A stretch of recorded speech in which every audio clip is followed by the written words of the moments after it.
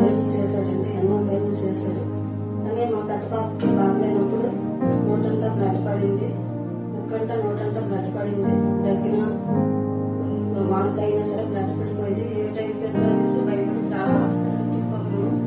తిప్పేటప్పుడు సంఘంలో కూడా ప్రార్థన చేయించాము. జయమాన్ గారు ప్రార్థన చేశారు. చేసి అమ్మ ఏమీ పర్వాలేదు బాగానే ఉంటుందని చెప్పారు. అలాగా 4 రోజులు హాస్పిటల్ తీసుకెళ్లి టెస్టులను చేస్తే ఏది లేదమ్మా వేడి పడ్డది అనేసి అన్నారు. మరి ఆ బిడ్డ ఎంతగానో బాగున్నప్పుడు బాగుపడ్డది. మరి మరొకటి ఏంటంటే స్వస్థపడింది. మరి మా చిన్న పాపకి సంబంధం కుదిరిందండి. సంబంధం కుదిరేటప్పుడు మా దగ్గర అయితే రూపాయి లేదు. సంబంధం అయితే కుదిరిన తండ్రి మా దగ్గర డబ్బులు లేవు, ఏం చేయాలనేసి మేము ప్రార్థన చేసుకుని సంఘంలోకి వచ్చి ప్రార్థన చేసేటప్పుడు జయమాన్ గారితో ప్రార్థన చేయించాం. జయమాన్ గారికి విషయం చెప్తే డబ్బులు అవంతరంలో వస్తాయమ్మా, మీరేమీ బాధపడకండి అని చెప్పారు. అలాగే వారు తిరగకుండానే అప్పు పుట్టిందండి. మా బాబుకి వివాహం జరిగింది. చక్కటి కుమారుని కూడా దయచేశారు. ఈ చిన్న సాక్ష్యం దేవుడు దీవించిన కాక.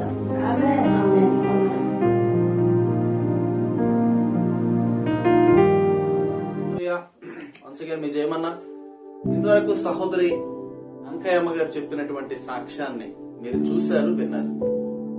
ఇలా ఎన్నో ఎన్నో ఎన్నో ఎన్నో సాక్ష్యాలు. Not only one. అప్పలమ్మ జీవితంలో వారి కుమార్తెకు వివాహం జరిగినట్లే వీరి జీవితంలో వివాహం జరిగింది. కాకపోతే వీళ్ళకి అప్పు పుట్టింది. మరి వివాహం చేస్తా అన్నప్పుడు డబ్బులు అప్పు లేవు, చాలా తక్కువ టైం ఉన్నప్పుడు దేవుడు ఇస్తాడని చెప్పినప్పుడు దేవుడు ఇచ్చాడు. ఆమె చాలా పేదరాలండి. 2 నుంచి 3 రూపాయల వడ్డీకి 5 లక్షల రూపాయలు అప్పు చేయడం మాకు వినిపించింది. సకాలంలో అప్పు కూడా పుట్టింది వారికి. దేవుడు పుట్టించాడు. అంటే నెలకు 15,000 వడ్డీ కట్టాలి. ఆమె కొరకు సంపాదించేవారు ఎవరు లేరు. బాధ్యత కలిగి పనిచేసి ఆమెకు డబ్బులు ఇచ్చేవారు కూడా పెద్దగా ఎవరు లేరు. నాకు తెలిసి తన భర్తకి నెలకు ఒక 2,000 3,000 జీతం అంతే. నాకు తెలిసినంత అది కూడా అతను ఎక్కడో దూరంగా ఉంటాడు. అది కూడా పంపించే అవకాశాలు కూడా ఎక్కువ శాతం లేవు. అయితే వాళ్ళ కుమార్తె నీలిమ గురించి చెప్పాలంటే రెండో కుమార్తె. ఆమె సండే స్కూల్లో మరి బిల్డ్ అయ్యారు. అలాగే సండే స్కూల్ టీచర్ గా కూడా చేసింది. కానీ అన్ని వివాహం చేసుకున్నారు. ఇకపోతే ఆమె విషయం చూస్తే పెద్దవారికి మర్యాద ఇవ్వదు, గౌరవం ఇవ్వదు, సేవకుడికి కూడా వందనాలు చెప్పదు, ర్యాష్ బిహేవియర్. ఆమె సంగతి పక్కన పెడితే అంకయ్యమ్మ గారైతే ఎప్పుడు మందిరానికి వచ్చినా కన్నీటితో ప్రార్థన చేయడం నేను చూశాను. అలాగే స్థానికంగా ఉన్నటువంటి సేవకురాలు కృతజ్ఞత లేని వారికి కూడా అంకయ్యమ్మ కష్టాల్లో అంటే తిండి కూడా లేని పరిస్థితుల్లో కూడా కానుకలు ఇవ్వడం నేను చూశాను. దేవుడు కూడా చూశాను. అయితే ఈ కుమార్తె పాపం ఏం చేసిందంటే అంకయ్యమ్మ గారు, అయ్యా మీకు నేను 3,000 బాగా ఇచ్చుకుంటాను, 3,000 4,000 చెప్పారు, ఇచ్చుకుంటానని చెప్పారు. కానీ నాకే ప్రేరేపణ వచ్చింది, ప్రభా వారి కష్టాల్లో అప్పు చేసి వివాహం చేస్తారు. చాలా కష్టమైన పరిస్థితి అండి పాపం. చక్కనైనటువంటి కొన్ని సందర్భాల్లో అంకయ్యమ్మ గారు బయటికి చెప్పుకోరు, కానీ ఆమె కళ్ళల్లో నాకు అనిపిస్తుంది ఆమె అనుభవించిన బాధ, దుఃఖం. అంటే కొన్ని సందర్భాల్లో చూసినట్లయితే భోజనం కూడా మరి చేయనటువంటి స్థితిగతులు వారి కళ్ళల్లో నాకు కనిపించింది. అయినప్పటికీ కూడా ఆమె తన ఇంటికి నన్ను పిలుచుకొని, దైవదాసుడు చెప్పిన ప్రవచనం నెరవేరింది కనుక తన ఇంటికి పిలుచుకొని అంత కష్టాల్లో ఉన్నప్పుడు కూడా 1,500 రూపాయలు కానుక ఇచ్చారండి. వెంకయ్యమ్మ గారు, మీరు విత్తింది ప్రభు పొలంలో ఇద్దారు. మీరు కష్టాల్లో ఉండి కూడా, శ్రమంలో ఉండి కూడా మీరు దేవుని కొరకు మీ గుప్పిల్ని విప్పారు గనక, వాగ్దానం చేసిన దాంట్లో సగమైన మీరు చెల్లించారు గనక ప్రభువు మీకు అందుకు 100 రెట్ల ఆశీర్వాదము దీవెన ఇచ్చును గాక. ప్రియమైన దేవుని బిడ్డ, ఈ రోజున healing cross of Calvary YouTube channel ని చూస్తున్న అనేకులకి నేను చెప్తున్న మాట ఒకటే, జయమన్నగా నేను ఉన్నానంటే అర్థం ఏంటంటే అనేకులకు అన్నగా, అనేకులకు ఆత్మీయ తండ్రిగా నేను మారిపోవాలని దేవుడు నాకు జయమన్నగా పెట్టాడు. సో ఈ జయమన్న ఎక్కడ ప్రార్థన చేసినా, ఎక్కడ అడుగు పెట్టినా అద్భుతాలు దేవుడు చేసుకుంటూ ఆపోతా ఉన్నాడు. 100లలో అద్భుతాలు జరిగితే అందులో 10 సంఖ్యలో సాక్ష్యాలు మనకి వచ్చాయి. ఇంకా సాక్ష్యాలు రాబోతా ఉన్నాయి. ఇంకా అద్భుతాలు అనేకులు పంచుకోబోతా ఉన్నారు. ఇది ఆరంభం మాత్రమే. అయితే నేను దేవుడిని కాదు, నేను కేవలం తృణీకరింపబడిన, అసహ్యింపబడుతున్న దౌర్భాగ్య స్థితిలో ప్రధాన పాపిగా ఉన్నటువంటి అల్పుడును అయోగ్యును ప్రజల చేత ఎన్నిక లేనటువంటి వాడిని మాత్రమే కేవలము నేను ఒక పెంట కుప్ప మీద నుంచి తీయబడిన ఒక కాగితం వంటి వాడినే, రొచ్చులో ఉన్నటువంటి బ్రతుకుతున్న వాడినే. కానీ ఈ అల్పుడిని అయోగ్యుడిని అపోస్తులైన పౌలు అంటాడు, ప్రధాన పాపినైన నన్ను ఆయన పిలిచి ఆయన నామాన్ని ప్రకటించడానికి వాడుకున్నాడు అనే మాట మనం చూస్తాం. కనికరింపబడ్డాను అన్నాడు. అలాంటి ప్రధాన పాపిని ఆయన నన్ను తన సేవ కొరకు పిలిచి తినుటకు ఆహారము, ధరించుటకు వస్త్రాలు, ఉండుటకు గృహమును, జీవించుటకు ప్రాణమును, మరి చూస్తే అందరికీ రాజకుమారుడిగా కనిపించడానికి కావలసిన అందమును ఇచ్చిన నా దేవుడు, ఆ దేవుడు ప్రభువైన యేసుక్రీస్తు వారి యొక్క పాద దాసుడిని మాట్లాడారండి.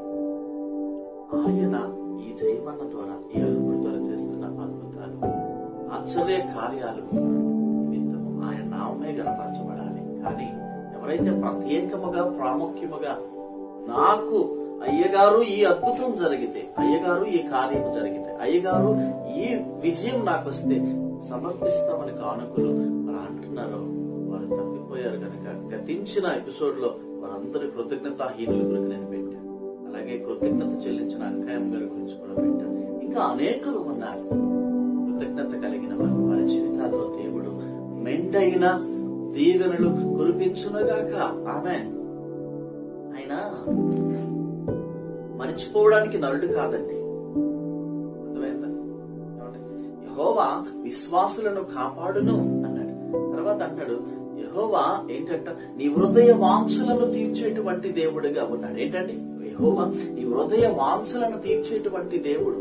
నువ్వు ప్రార్థన చేసినప్పుడు నీ విన్నపాన్ని సరిగ్గా ఆయన అర్థం చేసుకుని నువ్వు అడిగిన దానికంటే, ఊహించు వాటికంటే నీ కన్నులకు ఆశ్చర్యము, నీ హృదయానికి పట్టచాలని, నీ జీవితానికి ఊహించని దీవెనతో నిన్ను తృప్తిపరిచేటువంటి దేవులను నువ్వు ఆరాధిస్తూ ఉన్నావు. నువ్వు ఆరాధించిన కొలత వేరవ్వచ్చు, చిన్నదవ్వచ్చు, తక్కువ అవ్వచ్చు. కానీ అంటున్నాడు ప్రభు, చెప్తున్నాడు ఒకడికి 2 తలాంతులు ఇచ్చాడు, ఒకడికి 3 తలాంతులు, ఒకడికి 2 తలాంతులు, ఒకడికి 1 తలాంతు ఇచ్చినప్పుడు మరి 3 తలాంతులు కలిగిన వాడు 5 చేశాడు, 2 తలాంతులు గలవాడు 3 చేశాడు. 1 తలాంతు తీసుకుని ఏం చేశాడంటే భూమిలో పాతి పెట్టి మౌనంగా ఉన్నాడు. దేవుడు అంటున్నాడు, మీరు ఈ కొంచెంలో నమ్మకం కొన్నారు గనక విస్తారమైన వాటి మీద నిన్ను నియమించదను అని చెప్పాడు. అంకాయమ్మ గారు కూడా కొంచెంలో నమ్మకం ఉన్నారు. అంకాయమ్మ గారే కాదు, మరి కృష్ణమ్మ గారికి కూడా డబ్బులు వస్తాయమ్మా నీకు చెప్పినప్పుడు, మరి వారికి కూడా డబ్బులు వచ్చినప్పుడు కృష్ణమ్మ అనేటువంటి విశ్వాసం కూడా ఉన్నారు ఆ సంఘం. వారు కూడా నాకు చక్కనటువంటి కానుకలు, పాప ఆమె ఎంత పరిస్థితిలో ఉందో తెలుసా కృష్ణమ్మ? సాక్ష్యాలు చెప్తున్నాను మీకు.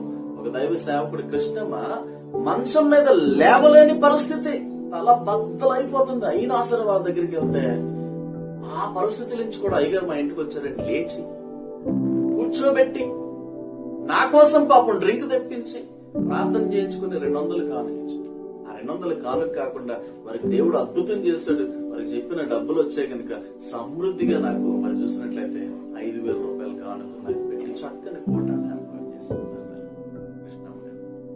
నేనేం చెప్తానంటే కృష్ణమ్మ గారు, అంకాయమ్మ గారు, ఇంకా కృతజ్ఞత చెల్లించిన వారు మరి చూసినట్లయితే వీరందరి జీవితాల్లో మరి అక్క ఎస్తేరు గారి గురించి కూడా నేను చెప్పాలి.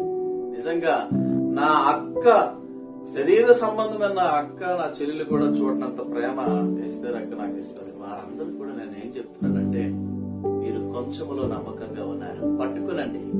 మీరు కొంచెంలో నమ్మకంగా ఉన్నారు, ఆమేన్, హల్లెలూయా. పట్టుకునండి. మీరు కొంచెంలో నమ్మకంగా ఉన్నారు, పట్టుకునండి. మిమ్మల్ని దేవుడు ఆశీర్వదించబోతామన్నాడు, ఆమేన్. ఇదే నమ్మకాన్ని మీరు కొనసాగించండి. ఇదే నమ్మకాన్ని మీరు చేతిలో పట్టుకోండి. ఇదే నమ్మకాన్ని మీ గుండెల్లో పెట్టుకోండి. ఇదే నమ్మకాన్ని మీరు మీ విశ్వాసపు జీవితంలో కొనసాగించండి. మనుష్యులు మిమ్మల్ని విడిచిపెట్టినా, పరిస్థితులు మిమ్మల్ని విడిచిపెట్టినా, పరిస్థితులు మీకు ఆటంకంగా ఉన్నా, ధన సంబంధమైనటువంటి లేమిలో మీరు కొట్టుమిట్టాడుతున్నా, అనారోగ్యం మిమ్మల్ని చుట్టివేసిన, దుఃఖము, నిట్టూర్పు, వేదన, హింస, ఉపద్రవం మీ చుట్టూ ఉన్నా, దేవుడు మాత్రం మీ చేతిని విడిచిపెట్టడం నేను వాగ్దానం చేస్తున్నాను. నజరేయుడైన యేసుక్రీస్తు నామములో రిసీవ్ చేసుకోండి. ఆమేన్.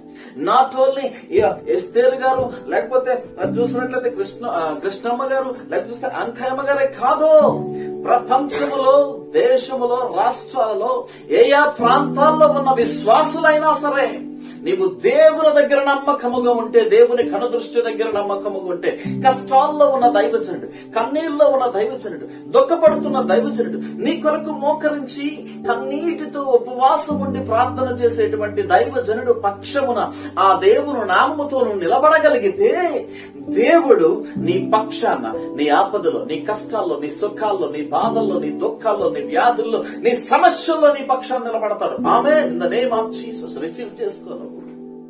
ఇది నా మాట కాదండి. ఇది నేను చెప్తున్నటువంటి కల్పితమైన కథ కాదు. నేనేదో డైరీ రాయటం లేదు, లేకపోతే ఏదో నవల రాయటంలా.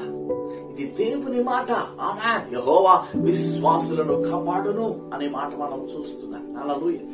మరి చూసినట్లయితే యెహోవా దయాళుడు, ఆయనకు కృతజ్ఞతాస్తుతులు చెల్లించుడే అన్నాడు. హల్లెలూయా. కృతజ్ఞత చెల్లించేవారు, కృతజ్ఞత కలిగిన వారు, దేవుని నామాన్ని విని భయపడుతున్నవారు, ఆయన నామానికి విధేయత చూపిన వారిని మర్చిపోవడానికి దేవుడు అన్యాయస్తుడు కాడు. హెబ్రీ పత్రికలో 6వ అధ్యాయం 10వ వచనంలో మాట ఉంది, మీరు పరిశుద్ధులకు ఉపచారము చేసి ఇంకనూ ఉపచారము చేయుచుండుట చేత ఏంటంటాడు? హెబ్రీ పత్రిక 6:10లో దైవదాసుడు ఆ సంఘానికి ఉత్తరం రాస్తూ అంటాడు, మీరు పరిశుద్ధులకు ఉపచారము చేసి ఇంకనూ ఉపచారము చేయుచుండుట చేత తన నామమును బట్టి మీరు చూపించిన ప్రేమను,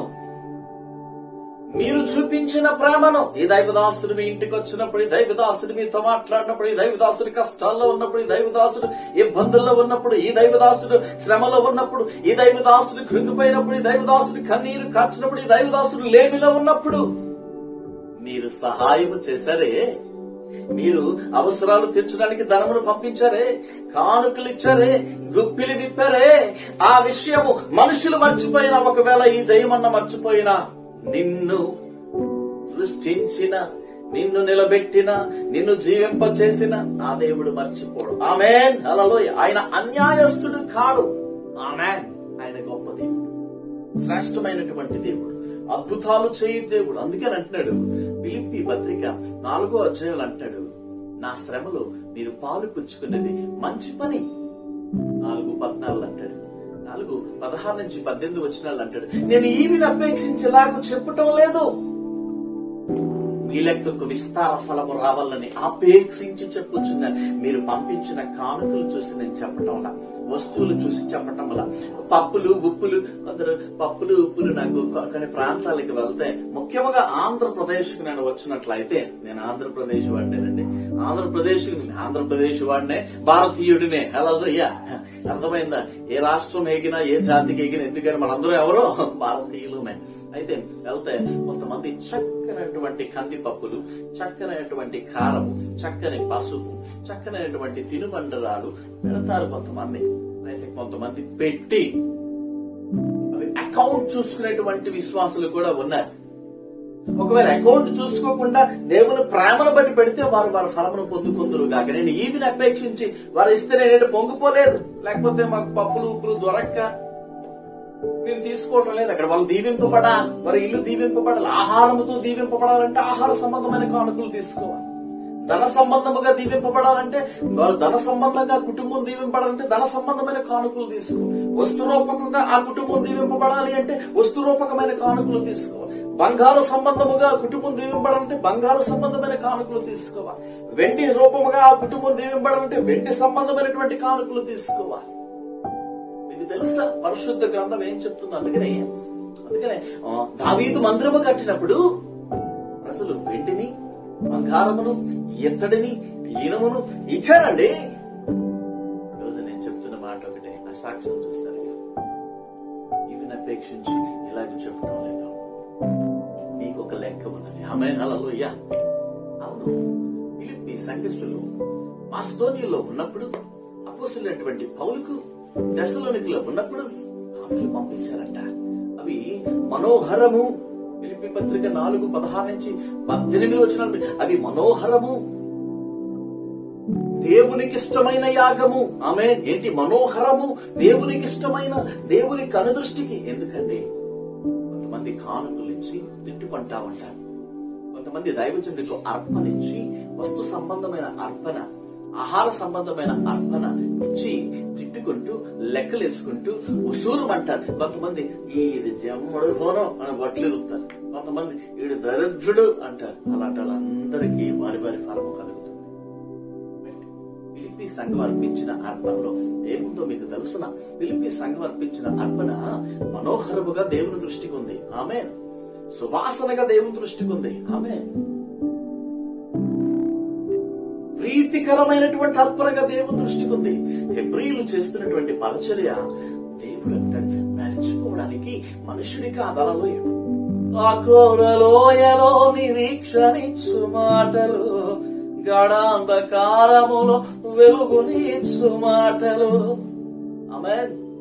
ఆ కోరలోయకు నిరీక్షణిచ్చు మాటలు, గడాంధకారములో వెలుగునిచ్చు మాటలు. నీ మాటలు కృపక్షేమ మాటలు, నీ మాటలు కృపక్షేమ మాటలు. యేసయ్యా ఆకాశము గతించిన నీ మాటలు గతించవు. సున్నాయినను ఒక పొల్లైనను, సున్నాయినను ఒక పొల్లైనను నీ మాటలు గతించవు. యేసయ్యా. ఆమేన్. అవునండి. అవునా కాదు? నరుడువు కావు నీవు మాట మార్చుటకు, అవతారం కాదు అంత నేర్చిపోవుటకు.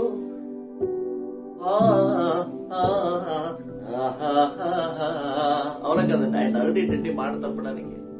ఆయన మాయలు మరాఠీలు చేసుకునేవాడ, ఆడికిడికి తెలియకుండా 10,000, 20,000, 30,000 ట్రాన్సాక్షన్ చేసుకుని ఆడి దగ్గర ఒక మాట, ఈడి దగ్గర ఒక మాట, మాటల ముగ్గురు బ్రతికేవాడు ఆయన. మాటతో సృష్టించిన వాడు ఆయన, మాటతో సృష్టించిన వాడు ఆయన. మాటల ముగ్గురు బ్రతకట్లా. మాయలు చేసుకుని మాయలు మరాఠీలు చేసుకుని బ్రతకటం లేదు. అక్కడ ఇక్కడ దొంగచాటుగా అప్పులు చేసుకుని బ్రతకటం లేదండి. నిలబడేటువంటి వాడు, నీతి కలిగిన వాడు, నిజాయితీ కలిగిన వాడు, మాట తప్పని వాడు, మాటిస్తే తప్పకుండా నీ జీవితంలో నెరవేర్చేటువంటి వాడు, వాగ్దానం చేసిన వాడు, నమ్మదగిన వాడు కనుక ఆయన బలహీనమైన సమయంలో కూడా అబ్రహాం ఎదురు చూస్తా ఉన్నాడు 100 సంవత్సరాలు. దేవుడు అంటున్నాడు నీ సంతానము ఇసుక రేణువుల వలె అభివృద్ధి చెందునని చెప్పాడు. ప్రామిస్ చేశాడు, నెరవేర్చాడు. ఆమె ఈ రోజు నీకు వాగ్దానం చేస్తున్నాడు. కొంచెంలో నమ్మకముగా ఉన్నావా? ఎన్ని సంవత్సరాలు దశంభాగాన్ని దొంగతనం చేసి తినేస్తావు. చికెన్లు అంటున్నావు, మటన్లు అంటున్నావు, రొయ్యలు అంటున్నావు, చేపలు అంటున్నావు, పీతలు అంటున్నావు. నీ బతుకులో దశంభాగం. ఒక నీచురాలు ఉందండి, ఒక నీచమైనటువంటి వ్యక్తి ఉంది. టిఫిన్ కొట్టి వ్యాపారం చేస్తుంది. నీచురాలు ఒక ఆమె ఉంది. రోజుకు 1,000 రూపాయలు 1,500 సంపాదిస్తుంది. సంపాదించి దశంభాగం వేయదు, మందిరానికి ఖర్చు పెట్టదు, సేవకు ఖర్చు పెట్టదు. అంటే రోజుకి 150 రూపాయలు, నెలకి 4,500 రూపాయలు దశంభాగం. అది కాకుండా వేరే దగ్గర నుంచి వేరేగా 5,000 రూపాయలు వస్తుంది. అంటే అదొక 500. అంటే నెలకి 5,000 రూపాయలు దశంభాగం కొన్ని సంవత్సరాల నుంచి తినేస్తున్నా. ఒక అఘోరా తినేటట్టు. లెక్క అప్పగించాలి దేవునికి. కుప్పకూలిపోయే పరిస్థితిని నువ్వు ఎదుర్కోవాల్సి ఉంటుంది. లెక్క తప్పని వాడు దేవుడు. నీ క్యాలిక్యులేటర్లో, నీ కంప్యూటర్లో, నీ లెక్కలో, నీ పుస్తకాలు తప్పిపోవచ్చు, కానీ ఆయన దగ్గర లెక్క ఉంది, వడ్డీ పెరిగిపోతా ఉంది. గుర్తుపెట్టుకో. ప్రియమైన విశ్వాసం, ఈ రోజు నేను చెప్తున్నాను, ఎంతమంది అయితే దశంభాగాలు తినేస్తున్నారు, కృతజ్ఞత అర్పణలు తినేస్తున్నారు, వాగ్దానము చేసిన కానుకలు దైవ సేవకులకు, దైవ సంఘాలకు అప్పగించకుండా తినేస్తున్నారు. దేవుడు అద్భుతం చేసిన తర్వాత, అద్భుతాన్ని పొందుకున్న తర్వాత అర్పణ అర్పిస్తామని ముందు వాగ్దానం చేసి, అర్పణ ఇస్తామని వాగ్దానం చేసి, ఆ దైవ సేవకుల ఫోన్లు ఎత్తకుండా వారిని ఆటంకపరిచి వారి కన్నీటికి, వారి దుఃఖానికి, వారి శ్రమకు, వారి వేదనకు కారణమవుతూ ఉన్నారు. వారందరూ తప్పకుండా వారికి రావాల్సిన ఫలం వారు పొందుకుంటారు. ఆమేన్. వారికి ఒక లెక్క ఉన్నది. ఆ లెక్క దేవుని దగ్గర ఉన్నది. అంటున్నాడు మెనే టేకెలో పాలసిన్. హల్లెలూయా. మెనే టేకెల్ ఓ పాలసిన్. రాశను శాసనం దేవుని చేతితో, దేవుని దేవుని త్రాసులో నీవు తేలిపోదువు. ఆయన దగ్గర ఒక లెక్క ఉన్నది. మెనమెనటేకలు పారసన్ నిన్ను కొలత వేస్తున్నటువంటి దేవుడు, కొలత చూస్తున్నటువంటి దేవుడు. నువ్వు మనుషుల దగ్గర తందనాలాడొచ్చు, తైతక్కలాడొచ్చు, డ్రామాలాడొచ్చు, మోసాలు చేయొచ్చు, మరి చూసినట్లయితే అనేకులకు మబ్బి పెట్టొచ్చు, మాయలు చేసి ఆయనకి మబ్బి పెట్టే శక్తి నీ దగ్గర ఉన్నదా? ఆయన్ని మోసం చేసే శక్తి ఉన్నదా? నిన్ను నువ్వు మోసపోతున్నావు, నిన్ను నువ్వు మోసగించుకుంటున్నావు. గలతీ పత్రిక 6:7 అంటూ ఉన్నాడు, మోసపోకుడి దేవుడు వెక్కరింపబడడు. అయ్యో మనుష్యులారా, మాయలు చేస్తున్న వారలారా, మోసాలు చేస్తున్నటువంటి వారలారా, అకాలముగా అనేక సార్లు దేవునికి వాగ్దానము చేసి ఒక వ్యక్తి ఉన్నది, నేనైతే మీకు చక్కనటువంటి గిఫ్ట్ ఇస్తాను, ఆ గిఫ్ట్ లేదు, ఆవిడ లేదు. మోసం చేస్తున్న వారులారా, మరి ఈ మంటను మీదకి వస్తుందా? ఎన్నో సంవత్సరాల నుంచి దశమ భాగము నీ కొరకు వాడుకుంటున్నటువంటి ఓ విశ్వాసి, ఓ తమ్ముడు, ఓ చెల్లి, ఓ అక్క, మోసపోకు, దేవుడు వెక్కిరింపబడ్డాడు.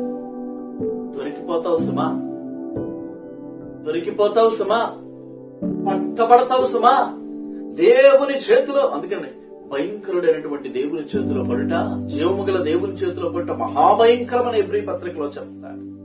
జీవము కలిగిన దేవుని చేతిలో పడ్డ మహాభయంకరము, భయంకరమైనటువంటి ఆయన చేతిలో ఒక్కసారి పడ్డావో నీ లెక్కను తేల్చాలని చూశాడో, నీ లెక్కను సరి చేయాలని చూశాడో, నీ లెక్కని ఆయన సెట్ చేయాలని చూశాడో, దొరికిపోతావు. దొరికే సమయం వచ్చేసింది. పందికొక్కులాగా అనేక సంవత్సరాల నుంచి తింటున్నటువంటి ఆ టిఫిన్ కొట్టి వ్యాపారి, మరి దేవుని సొమ్ముని కూడా లెక్క చెప్పకుండా తింటున్నటువంటి ఆ దౌర్భాగ్యురాలు, అన్నపూర్ణమైనటువంటి ఆ వ్యక్తి, లెక్క అప్పగించవలసిన సమయం దగ్గర పడింది, సమయం ఆసన్నమైపోయింది, నీ డీల్ క్లోజ్ అయిపోతా ఉంది. ఆమె ఇది ప్రాఫెసీ, ఇది ప్రవచనం.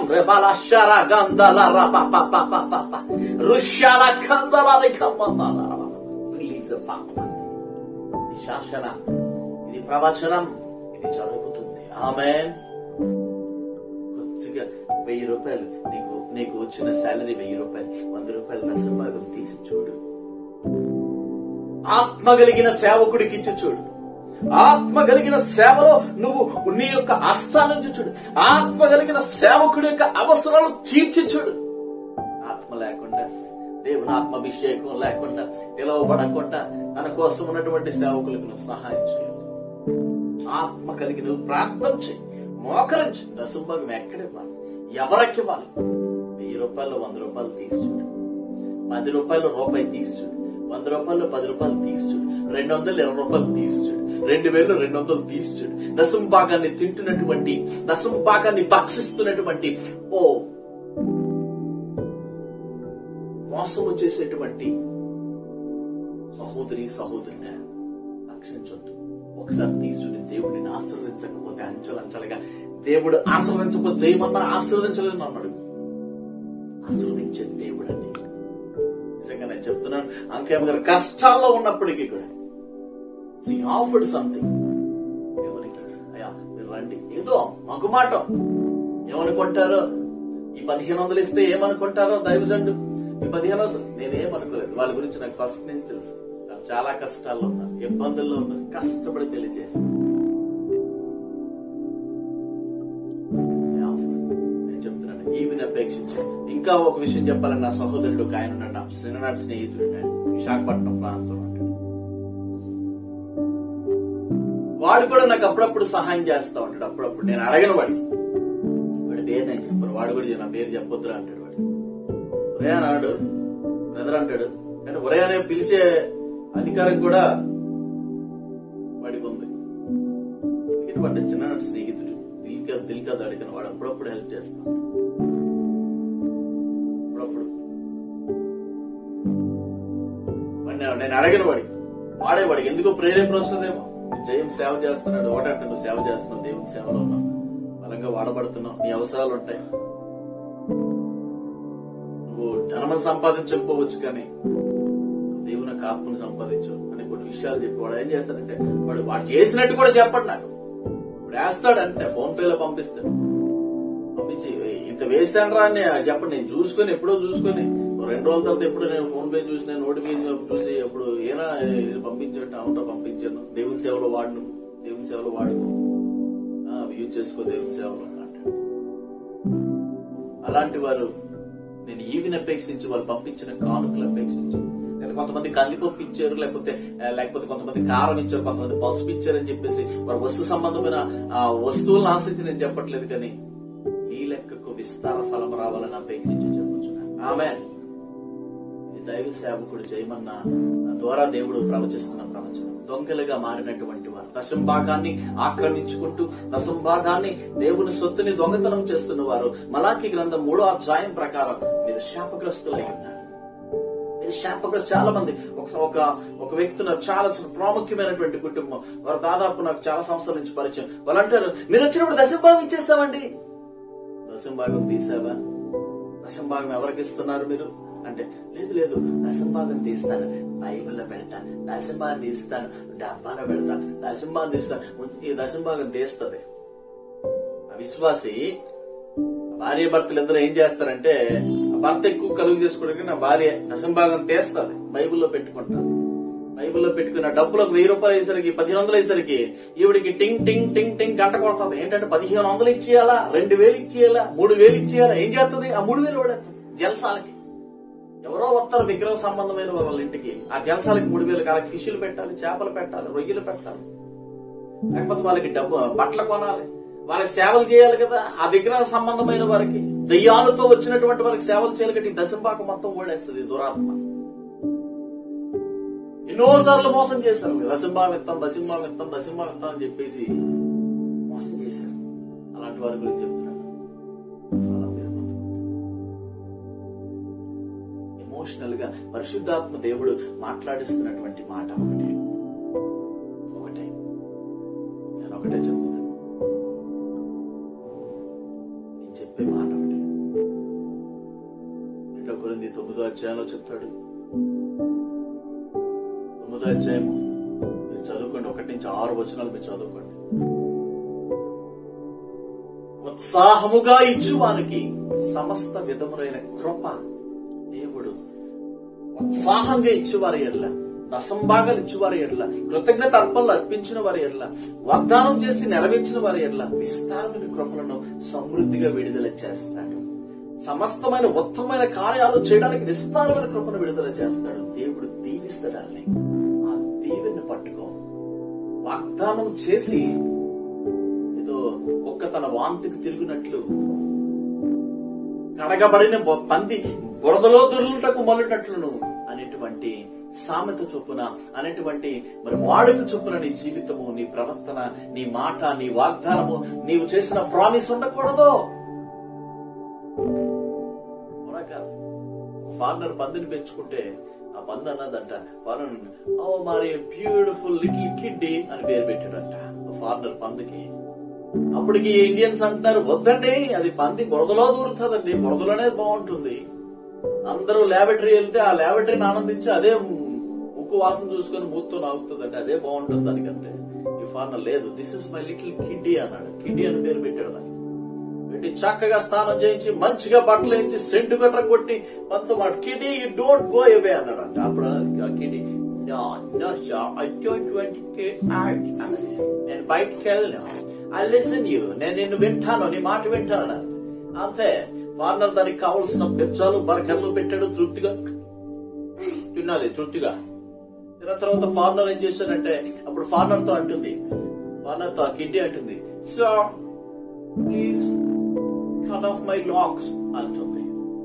అంటే నాకు బంధకాలు వేసారుగా సంఖ్యలు, ఇవి తీసేయండి అని చెప్పింది. Okay kiddie, love you darling అని చెప్పి ఆ పంది మూడు దగ్గర ఈ ఫార్నర్ కూడా ముద్దు పెట్టాడు. అలా ముద్దు పెట్టి వదిలేస్తాడు. వదిలేసి ఆయన ఏదో పని చూసుకుని okay let me go out for shopping అని చెప్పేసి వెళ్ళాడు. షాపింగ్ చేసుకుని వచ్చేసరికి కిడ్డీని ఎదుగుతా ఉన్నాడు. ఎక్కడ ఎదుగునా ఆ కిడ్డీ దొరకలేదు. లాస్ట్ కి ఆడికి ఆలోచన వచ్చింది, ఆ బురద రొచ్చు దాదాపు ఒక 20-30 డ్రైనేజీ కనెక్షన్లు కూడా అక్కడే ఉంటాయి. అందరి దగ్గర నుంచి ల్యాబొరేటరీలన్నీ, ఆ లెటరీలు, పాసులు, కంపు, దరిద్రం అంతా అక్కడ గ్యాదర్ అవుతాయి. అక్కడ ఉంది బిడ్డ స్నానం చేస్తుంది. ఆ నీరు తాగుతుంది కంపు. ఆ అప్పుడు అనుకున్న ఫాదర్ భారతీయులు చెప్పింది నిజమే, నా సహోదరులు చెప్పింది నిజమే, ఇలాంటి దరిద్రమైనటువంటి పని నేను తెచ్చుకున్నాను ఏంటో చెప్పేసి విడిచిపెట్టాడు. కొంతమంది జీవితాలు కూడా అంతే, వాగ్దానం చేస్తాను కానీ నెరవేరిన తర్వాత మళ్ళీ బురదలోకి వెళ్తాను. ఎందుకులే 2,000 ఇవ్వాలా, అసంభాగం తీస్తాను, 5,000 అవుతుంది, 10,000 అవుతుంది, 15,000 అవుతుంది, ఇంత డబ్బు నేనెందుకు ఇవ్వాలి, నా ఇంట్లో ఒక వస్తువు కొనుక్కుంటాను, సోఫా కొనుక్కుంటాను, బంగారం కొనుక్కుంటాను, సింగారించుకుంటాను, లేకపోతే జలసాలు చేసుకుంటాను అని చెప్పి దేవుని సొమ్ముని దొంగతనం చేస్తాను. కుక్క తన వాంతికి తిరిగినట్లు కడగబడిన ప్రతి బురదలో మొదలన్నట్లు సామెత చొప్పున వీరికి సంభవించును అని పరిశుద్ధ గ్రంథమైనటువంటి దేవుని లేఖనంలో చెప్పిన మాట నిజమే. ఈరోజు నువ్వు మందిగా ఉన్నావా, కుక్కగా ఉన్నావా, సింహానిగా ఉన్నావా, యూదాగోత్రపు సింహముగా ఉంటే దేవుని మాటలు వింటావు. యెషయా 55:1 మాట ఏమంటాడు, మీరు నా మాట వింటే మీరు బ్రతుకుతారు అని చెప్తున్నాడు. ఇంకోదానంటాడు, మీరు ధనమునిచ్చి ఇదిగో వాక్యమనే పాలను మీరు కొనుక్కోవాలని చెప్తున్నాడు. ఏం చేయబోతున్నాం ఈ రోజున, ఎలా ఉండబోతున్నాం ఈ రోజున? ఆ అంకాయం అనేటువంటి పేద స్త్రీకి కృష్ణమైనటువంటి ఆ భయంకరమైనటువంటి ఆ యొక్క ఓష్టంతో ఉండి, ఓష్టం అంటే మరి చూస్తే జ్వరము తలనొప్పుతో ఉన్నటువంటి వ్యక్తి కూడా వాగ్దానం చేసి, దైవ సేవకుడిని వాగ్దానం చేసిన లేచి టీ పెట్టి 200 ఇచ్చి తర్వాత వాగ్దానం చేసిన 5,000 కానుక ఇచ్చి మరి చూసినట్లయితే నమ్మకంగా ఉండి దాసునికి లోబడి దేవునికి లోబడినటువంటి కృష్ణమ్మలాగా ఉండాలనుకుంటున్నావా, లేకపోతే మరి అంకాయమ్మలాగా మరి ఉండాలనుకుంటున్నావా? కొంచెముగా దేవుడు బలానమ్మకమైన మంచి దాసురాలా, బలానమ్మకమైన మంచి దాసుగా నీవు కొంచెములో నమ్మకంగా ఉన్నావు కనుక విస్తారమైన వాటి మీద నేను నియమిస్తాను అని దేవుని దగ్గర నుంచి వచ్చినటువంటి రాబోతున్నటువంటి ఆ వాగ్దానము నీ గుండెల్లోనికి, నీ చెవుల్లోనికి, నీ జీవితంలోనికి రావాలనుకుంటే నువ్వు దొంగతనం చేయొద్దు. ఇలాంటి ప్రవర్తన, కుక్కలాంటి ప్రవర్తన ఉండద్దు నీకు. ఎన్ని వాగ్దానాలు చేసి తప్పిపోయావు, ఎన్నిసార్లు వాగ్దానాలు చేస్తావు, ఎన్నిసార్లు ఇస్తానన్నావు, ఎన్నిసార్లు ఇస్తానని మాట తప్పావు, ఎన్నిసార్లు నువ్వు నీ ప్రమాదం నుంచి, నీ యొక్క ఆపద నుంచి గట్టెక్కిన తర్వాత మాట తప్పావో గుర్తు పెట్టుకో, నువ్వు నీ ఫలమును పొందుకుంటావు. దేవుడు అంటాడు కీర్తన 48వ అధ్యాయములో అనుకుంటాను క్లియర్ గా, నాకు వచనం అంతగా తెలియదు కానీ దేవుడు విశ్వాసఘాతకుల దగ్గర సైతము కానుకలను తీసుకుంటాడు. మరి చూసినట్లయితే ప్రసంగి 5వ అధ్యాయం 6వ వచనం అంటున్నాడు, నీవు మాట్లాడుతున్నప్పుడు ఎలా మాట్లాడుతున్నావు జాగ్రత్త. అది పొరపాటు చెద్దరికి నేను దూత ఏదో చెప్పొద్దు. నువ్వు దేవునికి మొక్కుబడి చేసుకుంటే మొక్కుబడి తీర్చే. బుద్ధిహీనులందు ఆయనకు ఏముండదు, బుద్ధిహీనులందు ప్రకటన చూసినట్లయితే నీవు ప్రసంగి 5:5 నీవు మొక్కుకుందాన్ని చెల్లించుకు, నీవు మొక్కుని చెల్లింపకుండా కంటే మొక్కునుకున్నటే మీరు ఎందుకు మొక్కుకున్నావు, ఎందుకు ఇస్తానని చెప్పావు, ఎందుకు వాగ్దానం చేసావు? వాగ్దానం చేయకపోతే సరిపోతుంది, ఒకరు వాగ్దానం చేస్తే చెల్లించి ఎందుకు? 6వ వచనం చూసుకుని, నీ దేహమునకు శిక్షకు లోపరిచినంత పని నీ నోటి వలన జరగనీయకము, అది పొరపాటు చేయడం జరిగినని దూత ఎదుటి చెప్పకము. నీ మాటల వల్ల దేవునికి కోపము పుట్టించి నీ వేళ నీ కష్టమును వ్యర్థపరచుకునేదావు. ఏమంటాడు? పొరపాటు చేతి ఏదో చెప్పేసానులే, 10 మంది ఉన్నారు, సోకు కొట్టాలిగా, సోకు కొట్టాలిగా. కొంతమంది ఎలాగంటారు, కొంతమంది విశ్వాసులు. ఒక ఆవిడ నేను చూశాను మా సంఘంలో, ఎలాగంటది మాట్లాడుతూ అని కన్ను కొడతా ఉంటదట. అంటే ఆమె ప్రతి మాట అబద్ధాలే, అంటే మునుపు జీవితం అంతా అబద్ధాలు, మోసాలు, మాయలు చేసుకుని బతికావిడది. అందుకే ఎలాగంట ఉంటది. మళ్ళీ ఈయనతో ఇలా మాట్లాడి ఎలాగంటది కన్ను కొడతా ఉంటది. అంటే జబ్బు ఆవిడికి, అంటే మోసాలు చేసేటువంటి ఆత్మ, దురాత్మ పట్టేసింది ఆవిడికి. దేవుని వాక్యం సూటిగా చెప్తే వినకపోతే పోతావు, నాశనం అయిపోతావు. విన్నావా బతుకుతావు. ఎందుకు? నీ మాట నన్ను బ్రతికించును అని 119 కీర్తన 50 వచనం. అవునా కదా? నీ వాక్యమే నన్ను బ్రతికించును, బాధలలో నెమ్మదినిచ్చును. అవునా? అనగా ఆ మాట, అవునా కదా? ఆ మాట నన్ను బ్రతికించేది కనుక ఆ మాట దేవుని మాట వెంటనే నువ్వు బ్రతుకుతా, లేదా పోతావు. నాకేం సంబంధం? ఇలా కన్ను కొడతా ఉంటది. ఆమంటది ఇలా 10 మంది ఉన్నారు, వాగ్దానం చేయాలి, నాకు పేరు రావాలి కదా, నా స్టైల్ కొట్టాలి కదా, సోకు చూపించుకోవాలి కదా అని వాగ్దానం చేసి నువ్వు తప్పిపోయావనుకో, నీ దేహము శిక్షకు అప్పగింపబడుతుంది. నువ్వు కష్టపడేటువంటి కష్టము, చేస్తున్నటువంటి పని, ఉద్యోగము అదంతా కూడా సిల్లి సంచిలో వేస్తే ఎలాగైతే మాయన అయిపోతుందో అలా అయిపోతుంది. ఎందుకంటే అది పొరపాటు చేయడం జరిగింది. స్టైల్ కొట్టడానికి, సినిమా డైలాగులు కొట్టడానికి నేను చెప్పానని దేవుని దూత ఏది చెప్పొద్దు. నువ్వు వాగ్దానం చేసినట్టే నీ పక్కన దేవుని దూత, దేవుని సేవకుడికి నీకు దేవునికి మధ్యలో ఉంటాడు. ఆ దూత చక్మని వర్తమానం దేవుని పాదాల దగ్గర పెడతాడు. పొరపాటు అయింది చేయొద్దని చెప్పొద్దు. ఎన్ని లక్షల రూపాయలు అయితే నువ్వు దొంగతనం చేసావో, ఎన్ని వేల రూపాయలు అయితే దేవుని సేవకుల సొమ్మును దొంగతనం చేసావో, వాటికి 100 రెట్లు 200 రెట్లు నువ్వు కక్కి తీరవలసిందే. కక్కే రోజు వస్తుంది. నువ్వు అనుభవించాల్సింది, నువ్వు పే బ్యాక్ చేయాల్సిన రోజు వస్తుంది. నీ ప్రాణాల పరంగా పెడతావో, రక్తాన్ని నమ్ముకుంటావో, ఏం చేస్తావో తెలియదు. తప్పకుండా నువ్వు పే చేయాల్సిందే. ఎవడు తప్పించలేడు. ఎవడు తప్పించలేడు. దావీదు చెప్తున్నటువంటి మాట మనం చూస్తాం, క్లియర్ గా మనం చూస్తాం. అందుకే మనం చూసినట్లయితే ఆఖరికి ఒక వచనాన్ని మనం చూడాలి. సామెతల గ్రంథం 3వ అధ్యాయంలో ఒక మాట ఉన్నది. ఈ రోజున సామెతలు 3వ అధ్యాయం క్లియర్ చూడండి. నీ ప్రవర్తన అంతటి యందు ఆయన అధికారమునకు ఒప్పుకొనుము, అప్పుడు నీ త్రోవలను ఆయన సరళము చేయను. ఆమేన్. హల్లెలూయా. ఇంకో మాట అంటాడు 5వ వచనంలో చూస్తే చూడండి. ఒక్క నిమిషం చూడండి. నీ ప్రవర్తన అంతటి యందు ఆయన అధికారములకు నీవు ఒప్పుకొనుము, అప్పుడు ఆయన నీ త్రోవలను సరళము చేయను. కొంతమంది అంటారు, ఏం మాట్లాడుతున్నావు, దేవుడు నీతోనే మాట్లాడతాడా అంటే దురాత్మ చీకటి శక్తి వాళ్ళతో మాట్లాడిస్తుంది. చీకటి శక్తితో కావడుంది. వెలుగుదూత వేషం వేసుకున్నటువంటి వ్యక్తి సంఘాన్ని నడిపిస్తుంది. ట్రైనింగ్ లేదు, దేవుడి సేవకు పిలవలేదు, దేవుని ఆత్మ లేదు, అంత వడ్డితే బోగస్, అంత బోగస్ బోగస్ బోగస్. అది చీకటి శక్తి కనుక దాని బోధలు కూడా అలాగే ఉంటాయి. చీకటి వాళ్ళు అంటారు, ఆ చీకటి శక్తి దగ్గరికి వెళ్ళేటువంటి విశ్వాసాలు అంటారు, దేవుడు నీతో మాతోనే మాట్లాడుతాడు, నీతో ఏం మాట్లాడతారమ్మా, మీతో ఏం మాట్లాడుతుంది దేవుడు, నీ చేసే కార్యాలేంటి ఒకసారి గుర్తు తెచ్చుకుని ఈ ఫ్లాష్ బ్యాక్ గుర్తు చేసుకో. ఎంత భయంకరమైనటువంటి కార్యాలు నువ్వు చేసావో ఆలోచించుకోసారి గుర్తు చేసుకుని నీతో ఏం మాట్లాడతాడు. అందుకే దేవుడు నేను జ్ఞానిని కదా అని నీవు అనుకునవద్దు. యెహోవా యందు భయభక్తులు కలిగి చెడుతనమును విడిచిపెట్టము, అప్పుడు నీ దేహమునకు ఆరోగ్యమును, ఎముకలకు సత్తువ కలుగును. ఆమేన్. నువ్వు జ్ఞానమని అనుకోవద్దు. కొంతమంది నేను చెప్తుంటే ఎటకారం చేస్తా ఉంటారు. ఎటకారం చేసేవారు బతుకులు కూడా ఎటకారమే. అనేకులు నవ్వుతారు అందుకు చూసి. అపహాస్య బ్రతుకులైపోతాయి. నీకు ఒకటే క్లియర్ గా చెప్తున్నాడు, నీ దేహమునకు ఆరోగ్యము, నీ ఎముకలకు సత్తువ కావాలంటే ఏం చేయాలో తెలుసా? ప్రవర్తన, దేవుని యొక్క అధికారం, నీ ప్రవర్తన అంతా దేవుని యొక్క అధికారానికి ఒప్పుకునేటట్టు లోబడేటట్టు చూడు. ఇంకోటి అంటాడు, నీ ఆస్తిలో భాగం నుంచి యెహోవాను ఘనపరచుము, నీ రాబడి అంతట్లో ప్రథమ ఫలం ఇవ్వు. ప్రథమ ఫలము నీ రాబడిలో ఇవ్వు, నీ ఆస్తిలో భాగం ఇవ్వు, దేవుని ఘనపరచు. ఈరోజు చెప్తున్నాడు, నాకు ఒక 50 కోట్ల ఆస్తి వచ్చింది, దేవునికి భాగం ఇస్తాను. ఒకరు వస్తే దేవుడు నాకు ఇచ్చలేదు, మిరాకలు చేశారు, దేవునికి భాగం ఇస్తాను, దశమ భాగం ఇస్తాను. అప్పుడు నీ కొట్లో ధాన్యం సమృద్ధిగా నుండును, నీ గానుగ నుండి కొత్త ద్రాక్షరసం పైకి పొరలి పారను. ఆమేన్. దేవుడు చేస్తున్నటువంటి వాగ్దానం.